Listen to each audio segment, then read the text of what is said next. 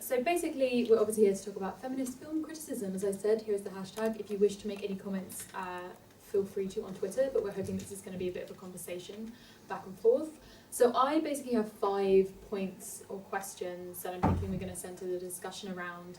I'll say all of them at the start so you can kind of be thinking about it, and then we'll come to each one in turn. We'll kind of say our bit, and then we'll pass it over and see if you have any thoughts yourselves, if that sounds good. Cool, so my name is Rowan Ellis. I run a YouTube channel where I talk about sexuality, gender and pop culture, including a lot about representation on screen in particular. So that's sort of my background. So my criticism that I do tends to be video based. I've done some writing based stuff, but primarily it is sort of on film, as it were. So I'm going to pass over to the other panelists to introduce themselves. Tara, would you like to go next? Hello, can you hear me at the back? Thumbs up? Thumbs, good. Hi, my name's Tara Brown. I'm one of the producers for the Moving Images programme. I use she, her pronouns. I'm a fat, black, feminist person. And I also am the programmer for a thing called Wotever Film Festival, which is a DIY queer film festival. And it's basically run with a viewpoint of intersectional feminism. So in the sense of, people have become different viewpoints, so say, sometimes women, sexism, but if you're black, you also do it as racism. So there's an intersection of racism and sexism, intersectional feminism. And so I'm always kind of looking towards inclusion of sort of marginalised people within programming. I don't really write film criticism, not professionally. I might sort of talk to my friends about it, and that's kind of where I'm coming from. Okay, guys, can you hear me at the back? Oh, good, because I despise mics. Okay, right. Hi, I'm Charlie Oughton. I get bored really easily and do lots of different things. My primary day job is I teach at university. I do film studies, cultural studies, you name it. If it annoys people, I probably do it. I do film journalism for people like Nicole News, Starburst. I've also written for, people like Moon and stuff like that in the past, as well as writing books on anything from women in silent horror through to kind of the modern kind of counterculture scene. Excuse me. I also do the odd bit of acting. I've been in the forthcoming Grindhouse, which, yes, exactly what it says on the tin. It's quite full on. And it's he pronouns. Good to see you. I'm going to try it without Mike as well, because you did it. I'm Sarah. I am a filmmaker, writer-filmmaker. I used to be an actress. I'm not anymore. Got out of that gig, thank God. I also teach storytelling to children from 7 up through to 16. And I'm developing my next project, which is a sci-fi female superhero intersectional thing. We don't know what it is yet, but so I'm here to talk about that, really. Awesome. I love mics, so I prefer them when I'm like stand-up style, like with them in my hand, but I'll take a stand. Cool, so the 5 things that we're going to be discussing are: how would you define feminist film criticism? Is there a definition of a feminist film? How does intersectionality come into your film criticism? How do you feel about the controversy that surrounds talking about film from a feminist angle, especially online? And finally, do you see feminist film criticism and conversation as a form of activism? So those are our general topics for today, so be thinking. So first of all, I'm going to pass it over to the panel for the first topic. How would you define feminist film criticism? For example, is it based on the critic themselves, the topics that get discussed in the criticism, or the rhetoric that's used, or something different? I'll throw it open for who wants to jump in. Okay. I think for me, feminist film criticism is sort of the way you're sort of judging a film. So I don't think anything can have applied of feminist film critique to it, in the sense of how what's the role of the genders in each thing? Do they represent genders at all? How do people talk to each other? How do they sort of act against patriarchy or heteropatriarchy sort of norms, and sort of how they go against that. Even if they're just punching people in the face, there's still definitely a feminist critique within all of those things. I agree. I think there's often a very strong strand of activism. I mean, one thing I notice a lot with our ideas of feminism is there's a huge gulf between the idea of feminism that I would guess probably quite a lot of us have in this room, and the way in which mainstream society outside thinks of it. And I think when most people think of feminist kind of criticism, they think of it in terms of very much kind of smash the patriarchy type way, as opposed to this sense of exploring the lives of women on their own terms, as opposed to something very politicised. Yeah, I would totally agree with that. I think it's not necessarily who is even putting forward the ideas. I would say, I don't know if anyone disagrees with me, but I would say that even if someone doesn't identify as a feminist, if they're putting forward something that is feminist and that is progressive in that way and useful, then I would say that we should approach that as being part of the world of feminist film criticism, because it helps, which is what feminist film criticism is trying to do, right? We're trying to make things better. We're trying to, I think that's, personally, I really like that point, because one thing I find a lot on social media discussions is if people use the wrong words. Yeah, I have to say what we do.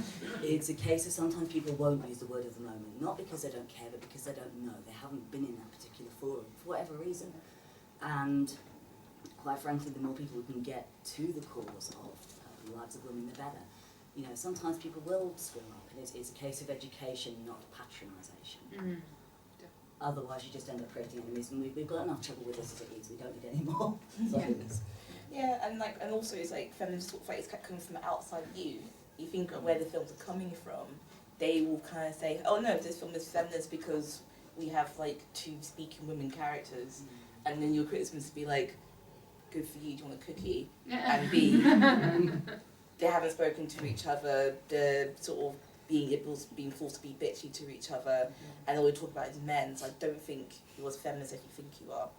And it's sort of it's kind of using that sort of, you're kind of checking their standards against your standards, and they either sort of find one thing or they might do a good job. So do you think there's something that links kind of a definition of sort of feminist film criticism, other than the obvious, you know, talking about films from a feminist standpoint in some way, is some kind of intention towards education or bettering the industry in the way that you see it? Is that something that links them, or is there a way of having feminist film criticism that doesn't have any kind of agenda behind it in terms of an actual intention or a change that they want to bring about? Personally, I would say that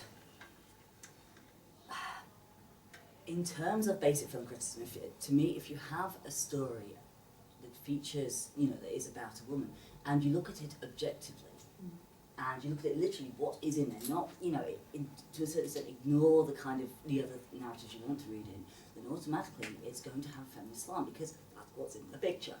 And it's, I think, to be honest with you, the more that we focus on that kind of thing, the better it's going to be, because one of the things that feminism tends to get really heavily maligned for online is seeing problems where there aren't any, and inventing things and not focusing on the core discussion of what's actually there. And I think the more we can actually do that, it focuses on what is within the industry, but also it actually gives us something that we can kind of pin theory to.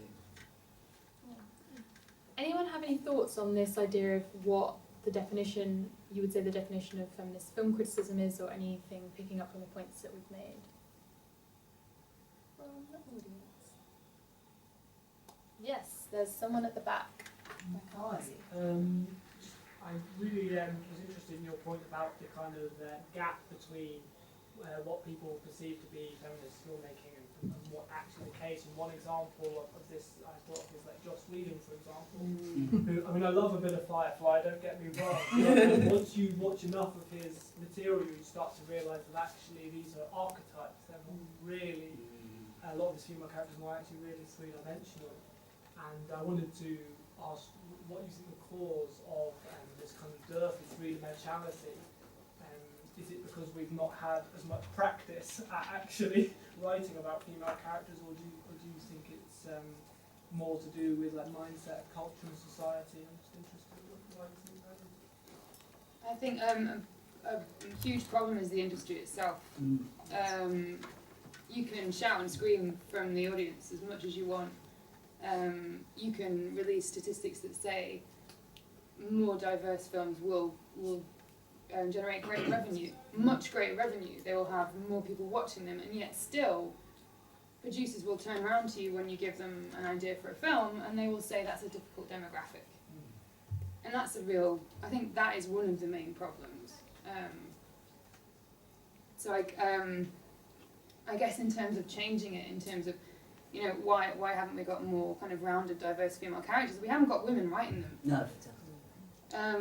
And when you've got so many characters and so many films and so many stories going on, inevitably, the more people you have writing them, and the more people that are writing from their own personal experience, the better those characters are going to be, because otherwise you're always going to revert to archetype.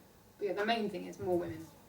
Yeah, I think so. I mean, it's. We were saying earlier, a lady called Kate Shenton is going to be coming and doing a speech later, and she's, she's a film director and she knows the industry really, really well, and yet she's found it so hard, despite her professionalism. She's amazing. She's very good at what she does, because the whole time when you go into these situations, what ladies tend to find is that they will be treated like pieces of meat. They get treated like, pardon my language, shit.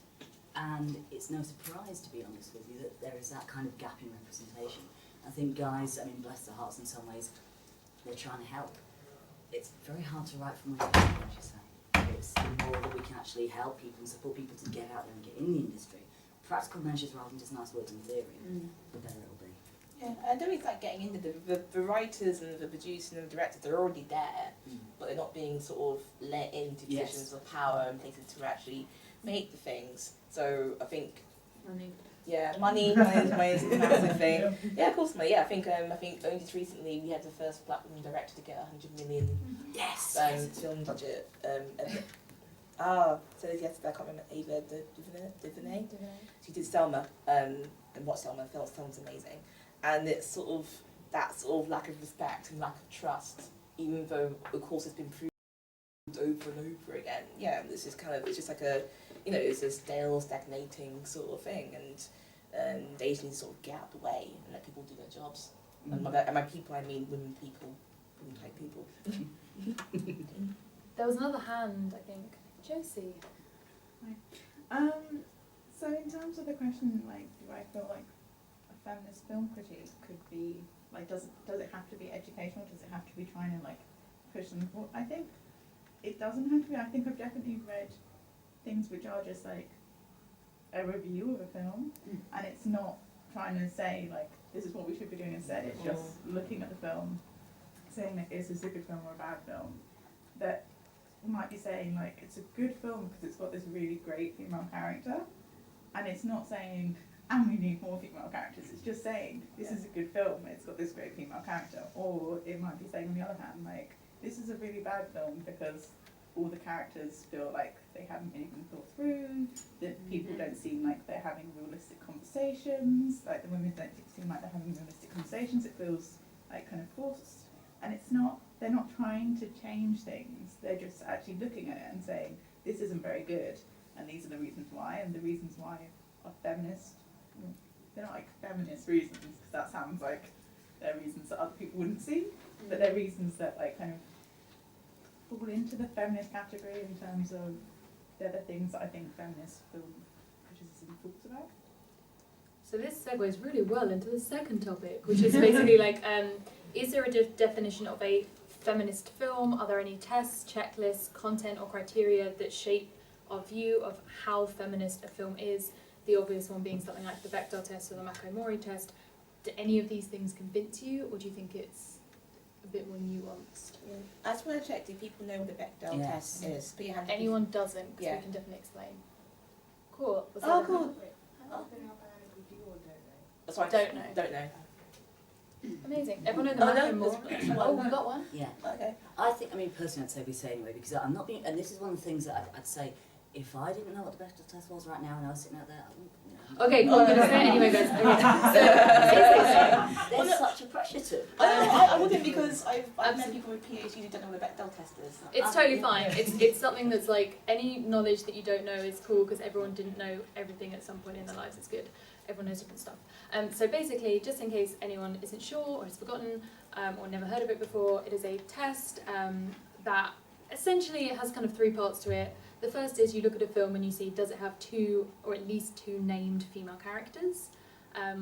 The second part of the test, if it passes that part, is do they talk to each other?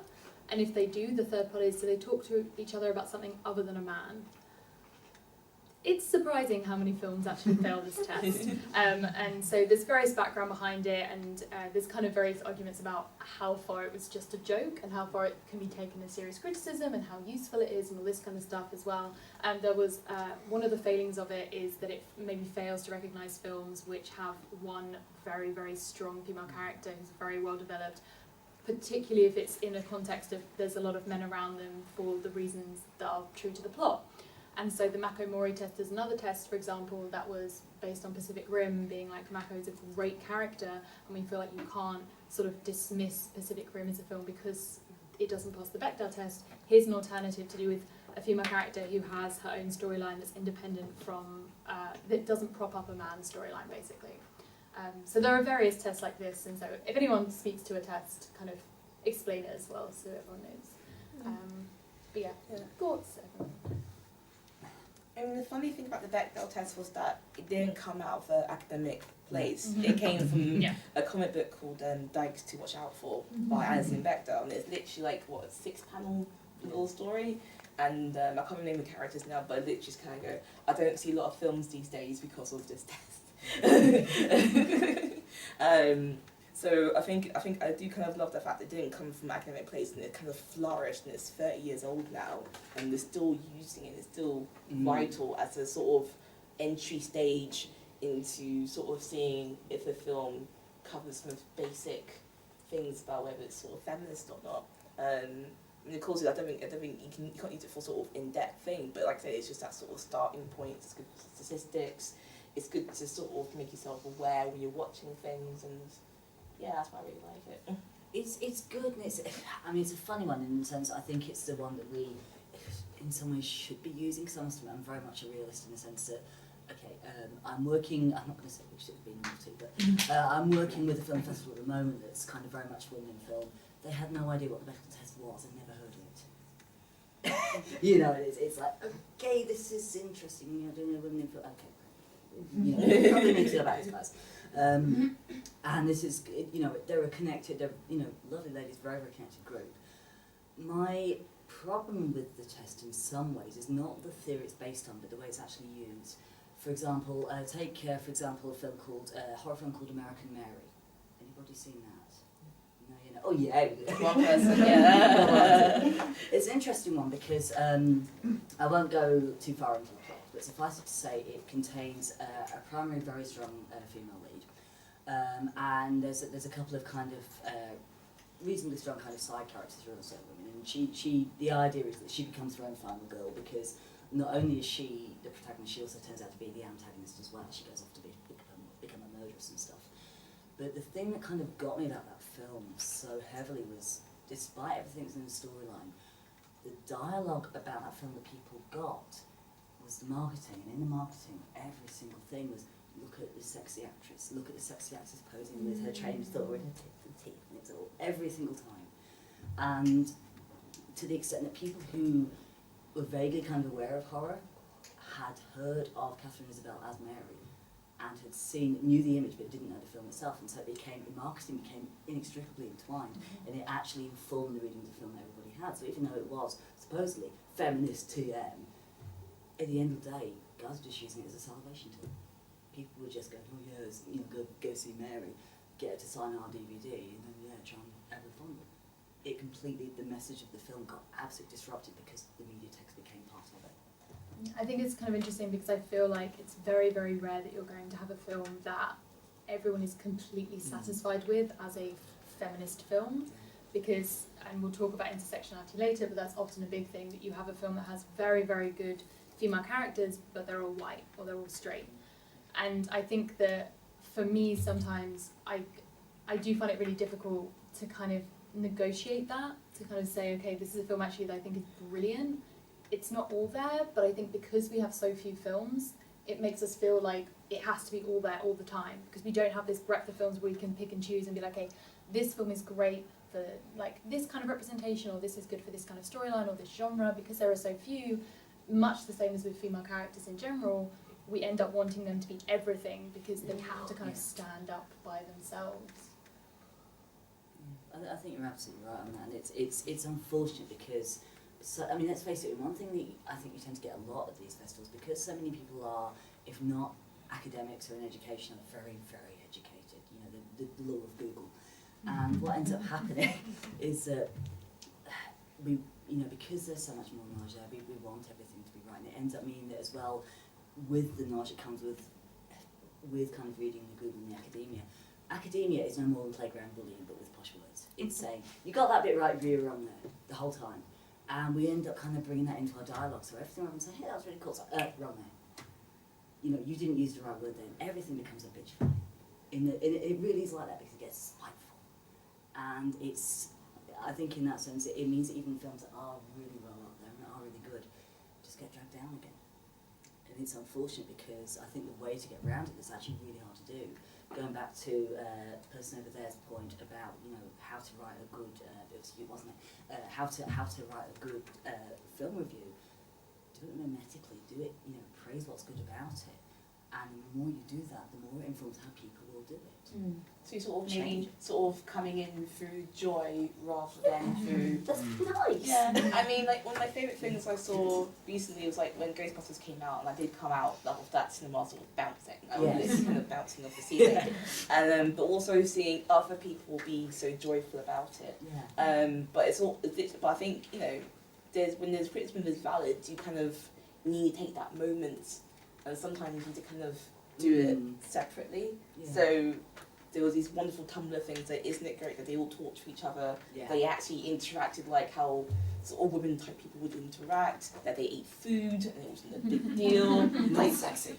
Basic stuff. That they all then had their own motivations and storylines, sort of thing, and so on and so forth. And then separately there's also the thing about Leslie's character and stuff, but yeah, I think, you know, sometimes coming from, I think we try to say sort of coming from a place of joy when it comes to sort of praising what's good about films is great. But I think also, you know, if you try and add, I think if you're sort of damning a film, I think sometimes you want to be sort of funny about it, sort of like where I've been sort of trashing Suicide Squad as many times as possible. I think I've mentioned that film 3 times now and how much I hated it. I've mentioned it again. It's a garbage fire, sort of thing.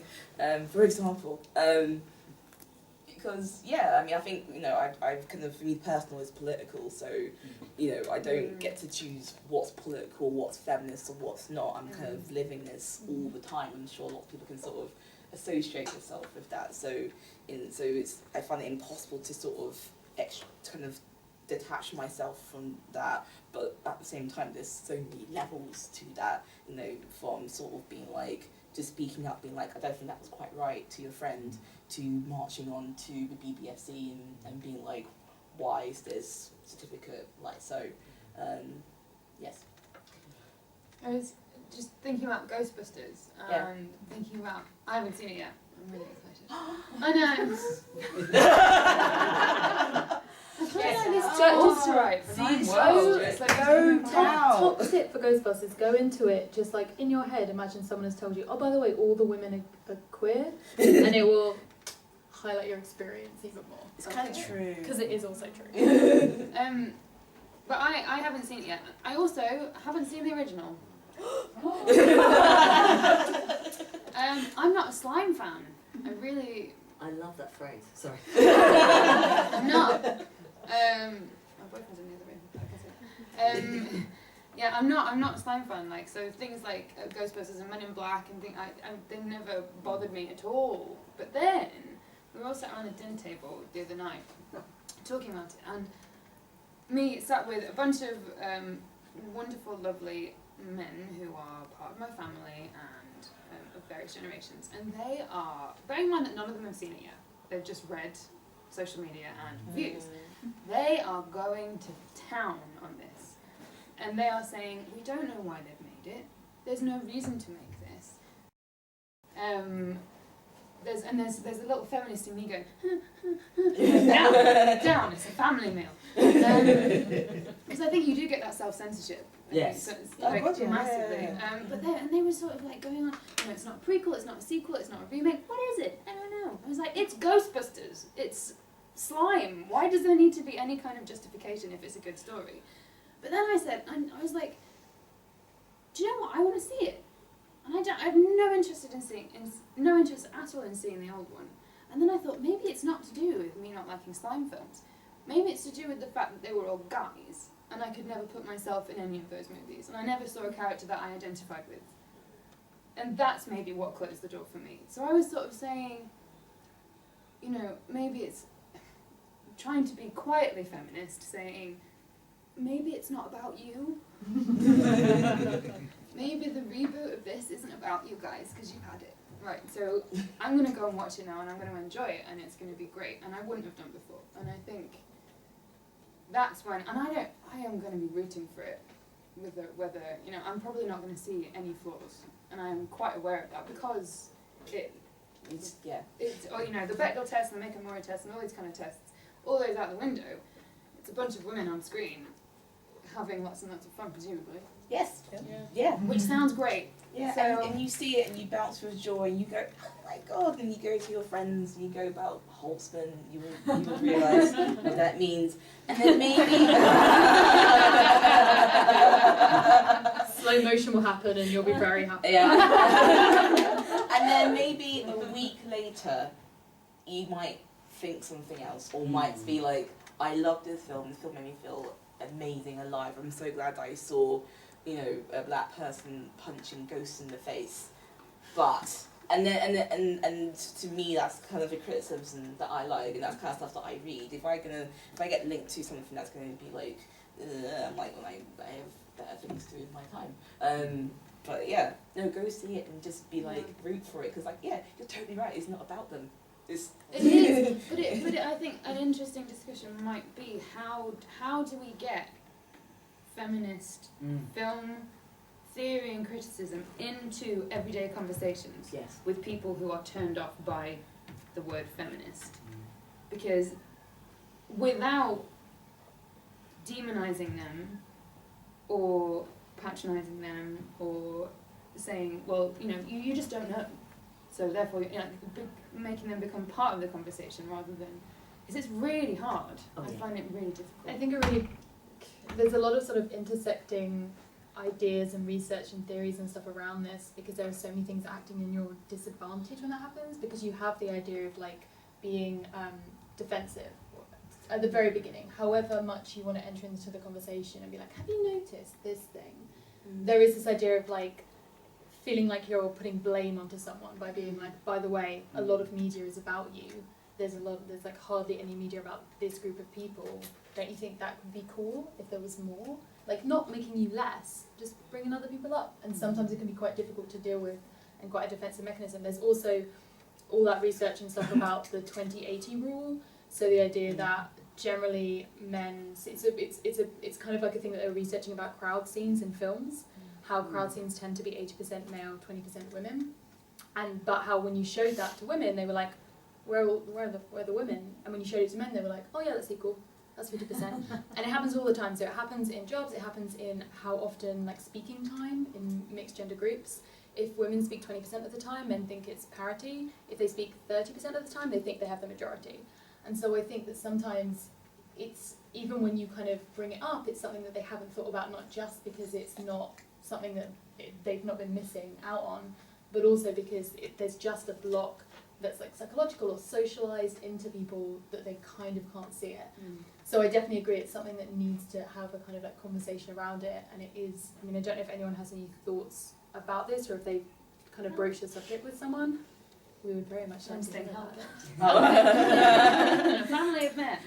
I hang out with my dad quite a lot, so, well, it's also about the relationship you have with the person, because to an extent it's not really your job, but But, you know, I love my dad, and, you know, we have conversations and stuff, so I might mention, hey, Dad, why is that happening? And he'd be like, I don't know. I'm like, yeah, it's stupid, isn't it? And there's this sort of little bits of indoctrination, feminist indoctrination sort of thing. I mean, I have a little nibbling, a niece now who I adore, and as soon as I can, I'm going to take them to every feminist thing. They're going to watch Steven Universe. They're going to watch Steven Universe as a tiny toddler, and it's just going to be, it's just a show. And they wouldn't know. It's just a show, and they wouldn't realise how queer and feminist and gorgeous and beautiful it is, and just little things like that. I think of, yeah, I know. I'm totally not scared to call it feminist indoctrination, because that's what it is, and that's what it should be. Subtle but deadly. Anyone in the audience have any thoughts on this? We kind of the original topic we went from. I think it was about making Whatever we've men been understand why feminism is important. I find it helps to explain to them that when they're like, oh, I can't kind of feel for this character because it's not me, it doesn't represent me, it helps for me to explain to them, well, I love Star Wars, I was always a fan of Han Solo, he's not a woman. That didn't stop me from associating with him and feeling like I can, you know, feel what he's going through. And explaining it from that way, explaining like, I've been doing this all my life, you can do it once, kind of helps. It's still difficult though. Yes. So I think that one of the sort of strategies that helps me to not sound so sort of accusatory when doing sort of like feminist film criticism is like, whichever is, rather than sort of asking like, is this film a feminist film, saying, well, like, what's a feminist reading of this film instead? What do you think of that as like a strategy to sort of like make feminist discussions of films a bit more sort of approachable and sometimes a bit less venomous? That's kind of what I was doing already, and it's kind of how I sort of see feminist film criticism. Sort of, you're kind of, because like I said, it was about comparing standards that maybe Hollywood or Western film would have against sort of the standards that you might have as a feminist or looking at a film through a feminist lens, and sort of seeing this is how it meets up. I don't know. Yeah, I mean, I must admit, one thing I've got to say is I love your language. I mean, in the sense of this, again, it's taking the venom out. It's taking that I'm going to call you out. You know, what's calling out is either Westerns or playgrounds. That's one or the other. I despise that wording. It's got to be about actually encouraging people to find something within themselves. I mean, it's almost like if the person, you know, it's not even about giving a reward, I mean, that's the wrong phrase, but encouraging them to actually learn, develop, and find an extra appreciation for the thing by, you know, literally finding another way to look at it. And I think that does help, but it's also, as you say, you know, giving people access to lots of different media personally, because, you know, so many of the problems we have is because people refuse to see from each other's paradigms. It's like, you don't believe me, you're wrong. You know, literally by giving people lots of different things, then they can make their own informed choices. And the thing is with that, you know, not being funny, but women are fascinating people. You know, it's, you know, you're going to come to the conclusion anyway that actually, yeah, shit, this stuff's right. You know, you don't need to be smacked over the head with a film reel to get that thing. So as you say, it's just showing this is what's so cool about it. Yeah, and I don't think it's difficult to show people great films with great women characters in it. Yeah, I've got them. There's loads. You just have to sort of be like, hey, movie night. Exactly. Or come to my film festival. And just sort of just see what's kind of out there. You just kind of, all you try and do is make them sort of maybe think that things might be a little different. Yeah. And then from there, they'll start asking questions, and I think from there, like I said, feminist indoctrination, it kind of changes. Yeah. It's literally having that exposure. Yeah. When I remember when the He for She campaign first launched, and What was that? the He for She, when Emma Watson. I always get her mixed up with Trelawney. Who's the other one? Emma Thompson. Oh, Emma Thompson. gosh. Emma Thompson. Emma Watson's the younger one, right? Yeah. So when she did the speech, was it at the UN? Yes. Yeah, Yes. and she got a lot of criticism because she talked about like sisters and daughters and mothers, and sort of people were saying, well, why do men need to have a relationship with someone in order to understand the plight of women.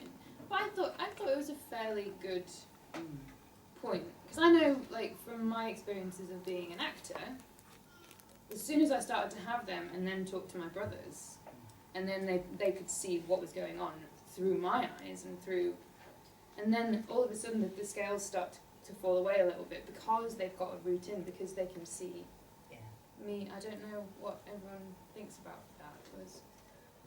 Oh yes. I sort of have a feeling around it that there's space for kind of different kinds of strategies at the same time, because sometimes you're just really angry because you've seen something really shit and that's like really oriented you, and actually then the purpose of feminist film criticism there is just maybe kind of a self-care thing or a community thing where you can just blast it because you feel angry and because you want to like share that anger and you want to have that kind of support to surround it because you've just been faced with like another two-dimensional thing that you've had to sit through and then you know dealt with other people's shit. So sometimes you just need that space to be angry, and I think that's okay, and I think like maybe that's part of feminist film criticism that there is there, and the role of that isn't necessarily to be like, okay men, like here's a way that we can like make you maybe understand that women are human too, and like that gentle, and I think that work is also really important and really like essential, that we do like, hey, but what if that's your sister, and hey, what about your daughter, do you want her to see like a different kind of ghost fighting like awesome people? And so I think there's space for maybe both of those strategies and more strategies besides, and that's why I'm a little bit uncomfortable with the idea of like rubber stamping, like this is a feminist film and this is a non-feminist film, because there's lots of different kinds of feminism and lots of different ways in which films can be feminist and not so feminist and all of those kind of things. So maybe that there's also some other kind of, that maybe that's not quite the right question to be asking when you're approaching films. Is it feminist or not? But like kind of how might it be, or how could it be, or that kind of thing. I don't know. I think it's very easy to say that when something is or isn't. I think maybe internet speak sort of might force you into sort of being forced to say, you know, I can't put these 5 points in 140 characters, so I'm just going to say it's total rubbish, sort of thing, rather than being like, yeah, you know, it had good points and bad points, but no one's going to read that. Well, I think people will read it, but not as, but I think, yeah, I mean, I think it's the way to go, and that's the way I always go, but I do think the internet can be on that pressure in that clickbait way to sort of be like, I have to sort of swing to one end or the other. Do people agree with that? Or Yeah. Yeah. I think that it's kind of interesting being someone who does do a lot of freelance writing, that this is something that's actually pre-encouraged by the industry at the moment to put a stamp on it, because they want you to have a peg of some kind, and the peg that they really like a lot of the times, even in sort of like very progressive outlets, is like, this is a completely feminist film, this is a completely not, or have some, it's kind of lacking a nuance in that way, which is why I like doing my own stuff in videos, so I can, which doesn't really work very well for titles, because YouTube likes clickbaity titles, and like the latest video I'm doing that I'm trying to find a title that's clickbaity for in some way is the rise of automation and the devaluation of women's work, which is not a very succinct way of putting it. I'll just be like, sex robots, and then but yeah, like I feel like these 2 points are kind of interesting together. So I would say, yeah, I totally agree with you. I think that labelling something as a feminist film or not is, as well as our like conceptions of gender change and of feminism change, it's going to kind of become an outdated label for that film anyway. And I do like the idea of more feminist readings of something, because a lot of the media that I really like is like problematic. Like it's something that I can't just like, it's feminism. Like I just went to the Game of Thrones Wild Speculation panel this morning, and I'm very aware that like the last, especially season 5 of Game of Thrones, was just awful for the female characters, and this season has kind of turned into a dismantling the patriarchy situation. So it's kind of, there's nuance there because there are many people working on these pieces of media, because there's many ways of interpreting them, and because of the internet you always going to have other people who disagree with you, because it turns out women, kind of people of colour, queer people are not monoliths. Like they have their own personal thoughts and feelings, their own experiences, their own ways of judging things. So I'm in total agreement with you that I think a more useful way of looking at it might be as like, here is a feminist reading in a similar way than I suppose that academics do, in a way, being like, it's a Marxist reading, but having a kind of doing that from a point of view less of like, we're academics doing this, and more, this is just a more useful way of doing it socially. Yeah. I think that's right, because I think so many of this idea of, you know, there's always this dialogue of who gets to say what reading it is. You know, what makes a person the authority? Is it because of the amount of Twitter followers they've got? Is it because of how many people they know? Is it that they've got a certain level of qualification? Or is it just that they've seen one hell of a lot of films and are kind of thinking, you know, what do I think makes a good film, and have a kind of basis of comparison. I mean, the other thing that I think tends to get lost a bit sometimes as well is that one of the reasons why I think that you were very right in saying, you know, having a rubber stamp is a really bad idea, because sometimes people don't have the same kind of ways of getting their point across at times. People sometimes will struggle within the medium, as you say, the 140 letter thing in Twitter, to actually get the point across, and it doesn't actually, you know, they can be seen as leading a dialogue on how to interpret a film, but maybe it needs a bit of tweaking. That doesn't then reflect on the film. Yeah. In that sense, the film has to, you know, it can inform that discussion, but shouldn't be allowed to be the final, you know, like Mulvey-esque rubber stamp. Yeah. I mean, I guess in Sweden they literally do have rubber stamp for their films now. They have this sort of F-rated thing. So if it passes the Bechdel test, is that right? Yeah, then it gets like a big F, and people have been responding to that in terms of, I can't remember if it makes it worse or I think better. No, much better. Much better. The industry, the films that are being made have been affected as well by it. It's really fascinating. Yeah. So what does that mean? Are we wrong? Well, is it? Well, I suppose like because it's. I feel like the stamp doesn't say this is like a feminist film or this is a success. All it says is, by the way, this has like 2 women having a conversation, and this is kind of a pretty low barrier. Like I think personally, the Bechdel test, I have a lot of thoughts and feelings about its merits and its demerits and everything. But I think the one thing that it does that is so important is indicate whether there's any possibility of a female friendship in a film. Because I feel like female friendship is so just not there in film, and if you only have one woman and she doesn't speak to someone other than a man, like you clearly don't have women who are friends or have a complex relationship in that film. And so for me, that's the thing that it points out, and I'm really into female friendship on screen right now, so I'm like, actually that would work for me. Yeah, there was a moment in Captain America 2 Winter Soldier, and there's a point where Natasha and, what's her name? Maria, they're literally standing next to each other, watching their boss go through something, and these are like these are the top senior women in all of S.H.I.E.L.D. and they don't have a conversation. They're just standing next to each other, that kind of thing. All the history they must have together, fighting through the organisation, coming to the top, all their action, and not having a conversation. I was literally watching going like, speak! It's just kind of, people don't seem to do that. It's just, and then, I mean, the funniest thing I saw that Joss Whedon did was Age of Ultron. There was the Avengers sort of house party sort of thing. And Maria, again, bless her, literally kind of said in the film, oh, where's all the women? Because Gwyneth Paltrow couldn't appear, or no, she didn't. She wasn't invited to appear, and Natalie Portman wasn't invited in either. And so they kind of said, oh, our girlfriends are off being awesome. And I'm like, and then she was like, oh, it's not good enough. And I'm like, so Joss, this is how you're sort of getting around the very obvious problem of there's no women talking to each other. We'll have someone complain about it, and then it'll be feminist because we've mentioned it and we made an effort. So here's £1 billion cookie. The next topic I'm maybe interested in, if anyone from the audience has thoughts, and then we'll come to the panel afterwards about it, which is, we've kind of touched on, which is the idea of like intersectionality in feminist film and feminist film criticism, and how we talk about it, and how sometimes it maybe gets missed out when people get excited about female characters who are sort of white and straight and able-bodied. Does anyone have any thoughts or questions or ideas around that side of things? Yes. It's just kind of a question. The Merisu recently published an article about whether or not representation without confirmation counts. So they used the example of Holtzman, where Kate McKinnon has said this character is queer, but if it isn't overtly shown on screen, does it count as representation? I don't think so.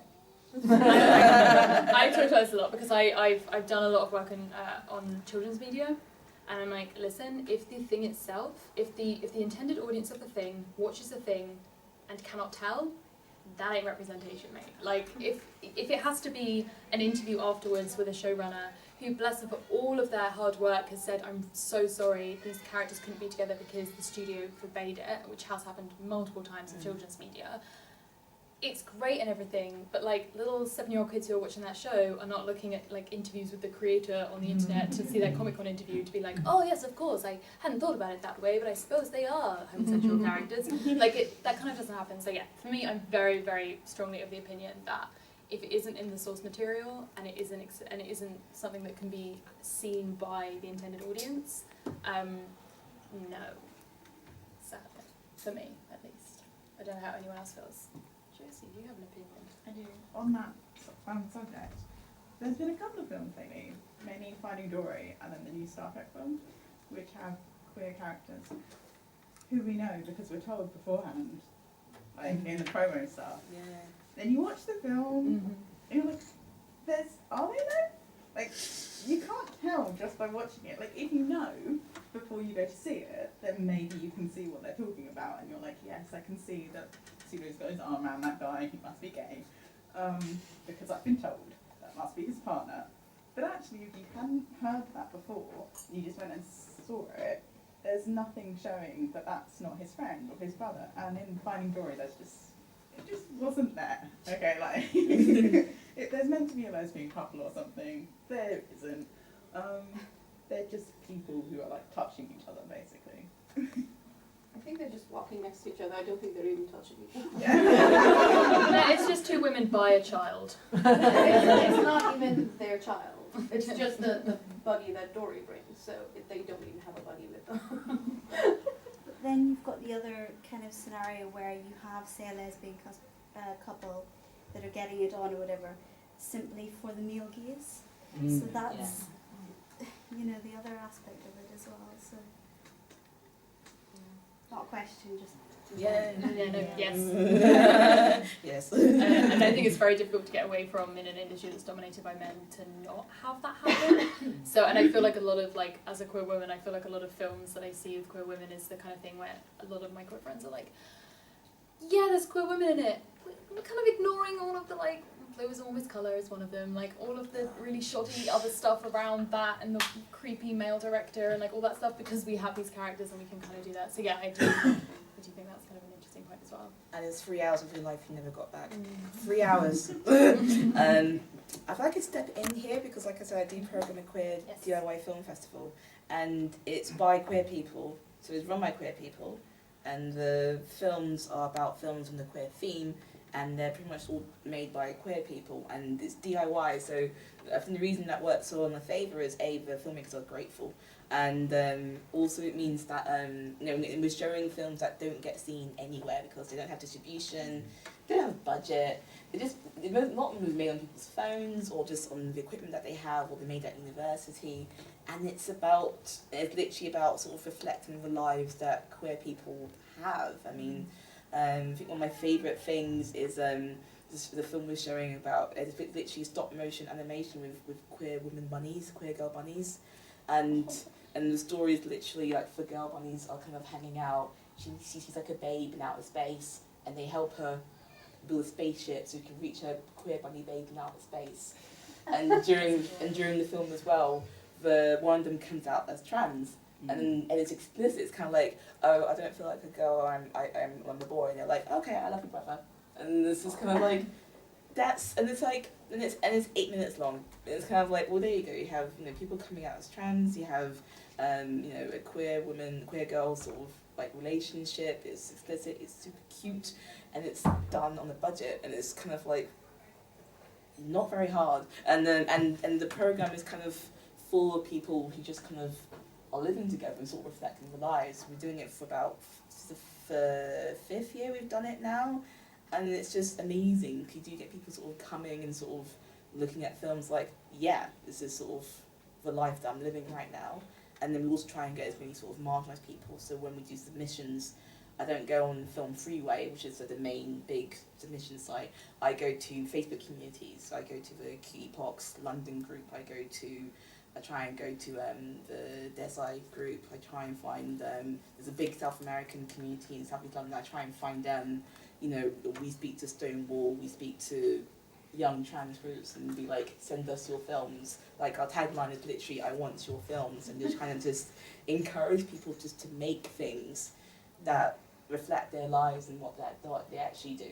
And that doesn't mean it's boring, doesn't mean it's just all being like, my life is awful. No, they're talking about sex, they're talking about first dates and that awkward, lovely tension between dates. They're talking about bunnies in outer space. So you know, they got talking about horror and stuff and coming out, and it's just kind of, I'm in that bubble a bit. So it's kind of like I see this every year, and I spend half a year watching these amazing films and picking through them. And then of course you go outside and you have films like just so many bad films, and like lose one's colour, and you kind of realise, oh god. But yeah, anyway, yeah, so come to my film festival. It's free, 3rd and 4th September in South East London, and see people like you, because it's just, I think when you're encouraging filmmakers, they do get to go on to go other things. So I know one of the people managed to get into the Cannes Short Film Festival, so people have gone on to get money to raise things and try and do features. So you are sort of giving people that platform, and that to me is like a direct sort of thing of things actually happening that are visible and real and good.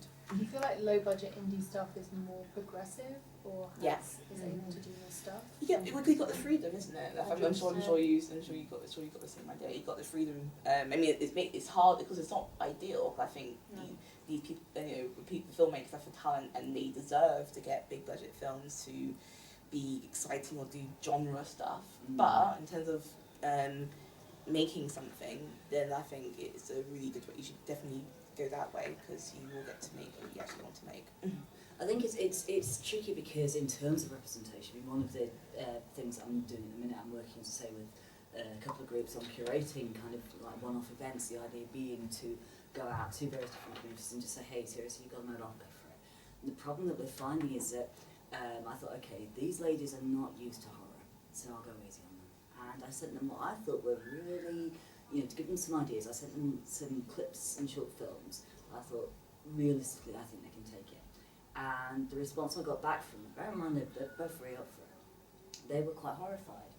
And I think part of the problem you get is that when you look from different people's kind of perspectives, often it's the case if it's very removed from your own lifestyle, you can just be freaked out because you're scared. You don't know how to speak that language, as it were. You don't know, how the relationships work. And regardless, if we get anywhere near blood or anything like that, it's literally you just feel culturally adrift, and it makes it seem scarier.